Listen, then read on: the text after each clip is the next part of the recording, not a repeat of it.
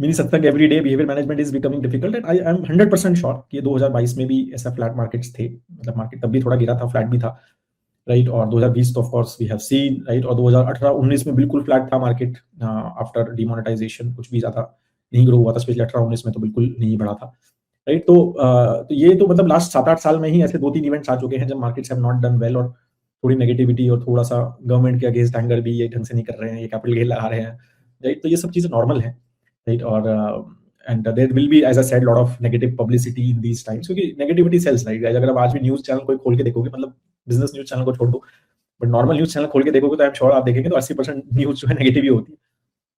तो ऐसे टाइम पे और भी ज्यादा चीजें ये सेल होती है, तो यही है कि अवॉइड करो थोड़ा सा नेगेटिव सोचना, नेगेटिव समझना, ठीक है। मतलब कि इस तरह की बातें कि दुनिया खत्म होने वाली है, ये होने वाला है, वर्ल्ड वॉर 3 होने वाला है, तो मुझे लगता है कि we have to be decently optimistic, मतलब एटलीस्ट प्रैक्टिकल तो समझना चाहिए। देखो होने में कुछ भी हो सकता है, ऐसा कोई कुछ नहीं कह सकता कि कुछ, हर चीज की थोड़ी कुछ तो प्रोबेबिलिटी है ही दुनिया में, राइट।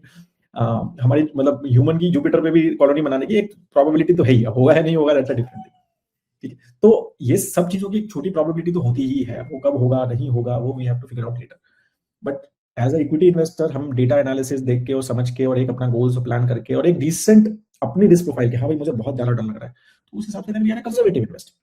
हम फिर एक मॉडरेट एग्रेसिव इन्वेस्टर नहीं है। अगर हमें बहुत परेशानी हो रही है, ये जो मार्केट्स गिरी हैं, लाइक स्पेशली लास्ट 1 महीने में, या फिर हम लास्ट 1-1.5 साल की टोटल बात करें, तो अगर हम बहुत परेशान हो रहे हैं इस बात से कि यार मैं मेरे को नहीं समझ आ रहा है, ये 19% स्मॉल कैप गिर गया तो मेरे को नहीं समझ आ रहा है, तो then you are a conservative investor. मैं वही कह रहा हूँ, स्मॉल कैप हम बहुत बार ये बोल रहे हैं, मतलब I don't know how many times Parimal and I have repeated this कि 50% से ज्यादा स्मॉल मिड कैप एलोकेशन नहीं होना चाहिए, कितना ही एग्रेसिव इन्वेस्टर हो।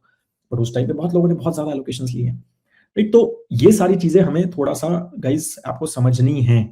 तो ये जो टाइम है ना, ये अपनी रिस्क प्रोफाइल को समझने का समय है, राइट। अगर हमें डर लग रहा है, अगर हम और इन्वेस्ट नहीं कर पा रहे हैं, हमें एसआईपी बंद करने का मन कर रहा है, राइट, इक्विटी में, तो इट मींस हम एक कंजर्वेटिव इन्वेस्टर हैं, हम एक एग्रेसिव मॉडरेट इन्वेस्टर नहीं है, ठीक है। अगर हमें बहुत ज्यादा परेशानी हो रही है तो इस चीज, तो ये रिस्क प्रोफाइल समझना है और उसके हिसाब से प्लान में चेंज और अकॉर्डिंगली डिस्कस अबाउट इट कि भाई नहीं हो रहा है मेरे को नहीं समझ रहा है, फिर थोड़ा सा चेंज करो प्लान में, अकॉर्डिंगली टेक कॉल्स, ठीक है। जरूरी नहीं है कि अभी सब कुछ बेचना है कि इस मार्केट में बेचूं क्या, या अब नहीं, तो वो मैं कह रहा हूँ थोड़ा सा डिस्कस करो, समझो, आगे का तो मत डालो कम से कम, राइट। तो वो बहुत सारी चीजें, अपना प्रोफाइल समझने का इस समय अच्छा होता है, ठीक है।